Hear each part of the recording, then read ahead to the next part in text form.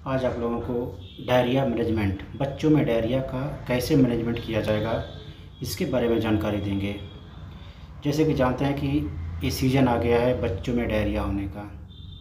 ख़ासकर 6 महीने से ऊपर वालों में ज़्यादातर डायरिया होने की संभावना रहती है। उन लोगों 6 महीने से 1.5 साल तक के बच्चों में डायरिया ज़्यादा होता है, क्योंकि वे ऊपरी भोजन तथा कि ऊपरी भोजन ज़्यादा लेने शुरू कर देते हैं और खेलने कूदने लगते हैं। धूल मिट्टी मुंह में रखते रहते हैं, मुंह में ले लेते हैं धूल मिट्टी, जिसकी वजह से उन्हें डायरिया हो जाती है। और 6 माह से बच्चों में डायरिया की संभावना कम रहती है, क्योंकि वे बच्चे भाई माँ के दूध पे जीवित रहते हैं। माँ का दूध पीते हैं, इसलिए उनमें डायरिया कम होती है। क्योंकि वो बाहरी चीज़ नहीं लेंगे तो जो डायरिया होता है वो बाहरी चीज़ों के जैसे बाहरी भोजन ले लिए, बाहरी पानी लिए, उसकी वजह से डायरिया फैलता है, ना कि माँ के दूध से। तो 6 माह से बच्चों में डायरिया कम होता है, या कभी रेयर केस में हो सकता है, लेकिन 6 माह से ऊपर वाले बच्चों को जो बाहरी पदार्थ या बाहरी भोजन ले रहे हैं, उनमें डायरिया होने की संभावना बढ़ जाती है। तो आखिर डायरिया कहते हैं किसके, डायरिया होता क्या है? पतला दस्त, बच्चों में जो पतला दस्त होता है, बार बार 3 बार से अगर ज़्यादा दस्त पतला होने लगे तो समझिए कि डायरिया बच्चे में हो गया है। 6 माह से ऊपर के लिए बता रहे हैं कि 6 माह से ऊपर में अगर बच्चे में पतला दस्त होने लगे और 3 बार से ज़्यादा होने लगे तो डायरिया के लक्षण हो सकते हैं। कभी कभार उसमें उल्टी भी होने लगती है डायरिया में।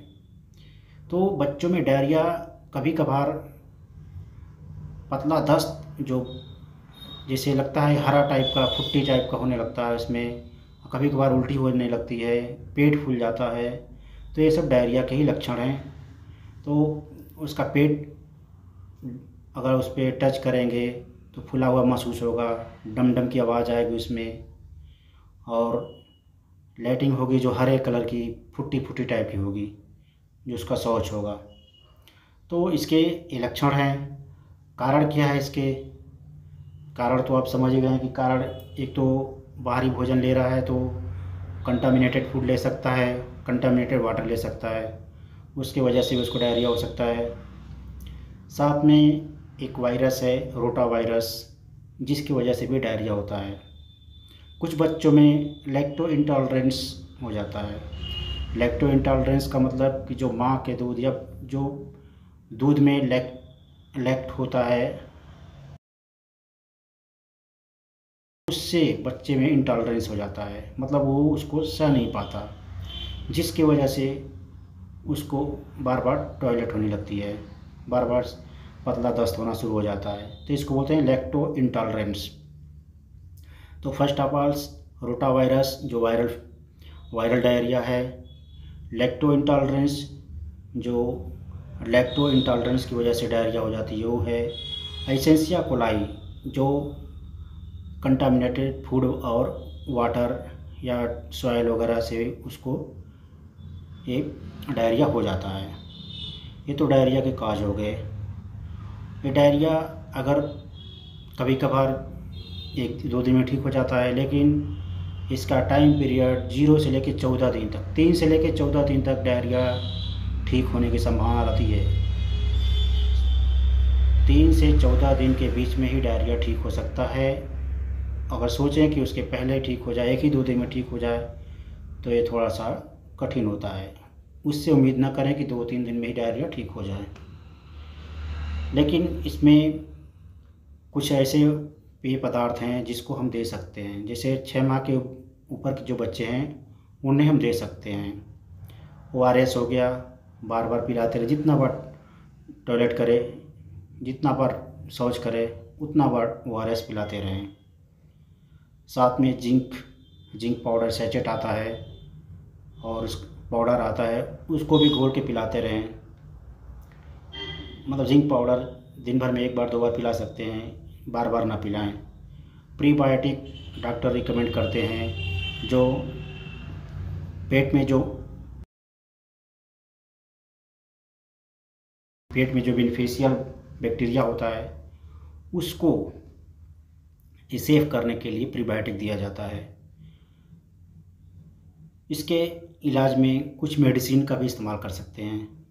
अगर 6 माह से ऊपर के बच्चे में डायरिया है तो हम मेडिसिन का भी इस्तेमाल कर सकते हैं। 6 माह से नीचे के बच्चों में मेडिसिन जो है रिकमेंड नहीं की जा सकती, क्योंकि उन्हें डायरिया तो है नहीं, एंटी डायरियल ड्रग नहीं दे सकते।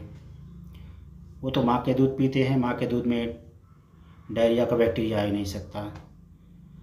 तो 6 माह से नीचे के बच्चों को एंटी डायरियल दवा देने की ज़रूरत नहीं है, लेकिन 6 माह से ऊपर के बच्चों को एंटी डायरियल दवा देने की ज़रूरत हो सकती है। तो साथ में एंटी डायरियल मेडिसिन और ORS का प्रयोग कर सकते हैं। एंटी डायरियल जब तक दें तब तक कि उसका डायरिया कंट्रोल ना हो जाए। एंटी डायरियल मेडिसिन में जैसे रिकॉर्डोट्रिल हो गया, वो डायरिया कंट्रोल कर सकता है। ओफ्लक्सासिन मेट्रोनिडाजोल का कम्बिनेशन है, वो डायरिया को कंट्रोल कर सकता है। लियोफ्लक्सासिन ओरिंडाजोल का कम्बिनेशन है, वो भी एंटी डायरियल ड्रग है, इसको भी दे सकते हैं। साथ में डाइजेस्टिव एंजाइम और एंटीफ्लूटेंस दवा भी दे सकते हैं। डाइजेस्टिव एंजाइम देते रहें ताकि उसका जो पाचन क्षमता है बढ़ जाए।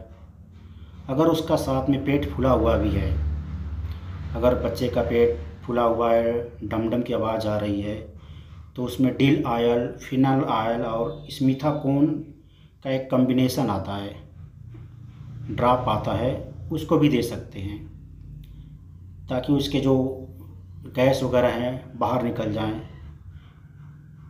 जिसकी वजह से भी बच्चे अनकंफर्टेबल महसूस करते हैं। तो इसका कम्बिनेशन एंटी डायरियल और डाइजेस्टिव एंजाइम साथ में दे सकते हैं। और बच्चे में विशेष सावधानी ये है कि बहुत लोग क्या करते हैं कि लोमोटिल या लोमोफेन नामक एक दवा आती है, उसको ला के दे देते हैं बच्चों में। ये बैन हो गई है दवा, इसको बच्चों में न दें। हो सकता है उसकी इंटेस्टाइनल मूवमेंट बंद हो जाए या उस पर दुष्प्रभाव पड़ जाए, तो इस दवा को बच्चों में प्रयोग ना करें। उस दवा के प्रयोग करने से इंटेस्टाइनल एब्जॉर्प्शन में प्रभाव पड़ता है, तो ये बच्चों के लिए रिकमेंड नहीं की जाती है दवा लोमोटिल या लोमोफेन। बहुत लोग आते हैं लोमोटिल लोमोफेन लेके बच्चों को देते हैं, नहीं देना चाहिए। अब बचाव के लिए ORS, जिंक, प्रीबायोटिक, सेचेट वगैरह दे सकते हैं। साथ में उसको पीने वाला पेय पदार्थ ज़्यादा दें, जितना बार शौच करे उतना बार पेय पदार्थ देते रहें। उसको डिहाइड्रेशन ना होने दें। अगर डिहाइड्रेट हो जाएगा बच्चा तो हो सकता है उसको ग्लूकोज वगैरह चढ़ाने की ज़रूरत पड़ सकती है, तो डिहाइड्रेशन होने से बचाएं, डिहाइड्रेट ना होने पाए। हाँ, बच्चा अगर माँ का दूध पी रहा है तो उसको दूध पिलाते रहें, जितना बार भी टॉयलेट करे उतना बार दूध पिलाएं, दूध ना बंद करें माँ का दूध, क्योंकि उसी दूध से उसको एनर्जी मिलेगी। अगर दूध नहीं पिलाएंगे तो बच्चा कमज़ोर हो जाएगा, एनर्जी उसको नहीं मिल पाएगी। साथ में कभी कभार डायरिया में बुखार भी आ जाता है, तो बुखार की दवा साथ में हम दे सकते हैं। जब बुखार है तब, अगर टेम्परेचर नॉर्मल हो गया है तो न दें। सबसे बड़ी बात कि 6 माह से नीचे के बच्चों में एंटी डायरियल दवा की ज़रूरत नहीं होती है, क्योंकि माँ के दूध में डायरिया का बैक्टीरिया नहीं आ सकता, तो उनको एंटी डायरियल दवा न दें बच्चों को। ये थी बच्चों में डायरिया के बारे में जानकारी। जो बहुत भ्रांतियां हैं कि अगर दांत निकल रहा है तो उसमें बच्चों को डायरिया हो जाता है, ऐसी कोई बात नहीं है। दांत निकलने से डायरिया से कोई रिलेशन नहीं है।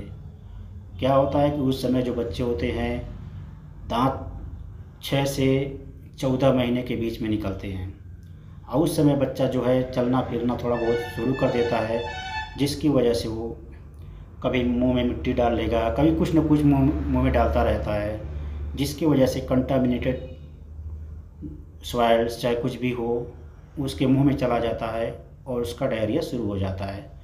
तो दांत निकलना और डायरिया होना कोई रिलेशन नहीं है इसका। इस बहुत बहुत लोग क्या है कि डायरिया होते हुए भी समझते हैं कि ये दांत निकल रहा है, उसका मतलब उसका लूज मोशन हो रहा है दांत निकलने की वजह से। लेकिन ऐसा कुछ नहीं है, दांत निकलने की वजह से लूज मोशन नहीं होता है। हाँ, एसिड वगैरह बन सकती है, उसे थोड़ा अनकम्फर्टेबल हो सकता है। तो डायरिया में डिफरेंस समझें और बच्चों का इलाज करें, भ्रांतियों में न रहें। धन्यवाद।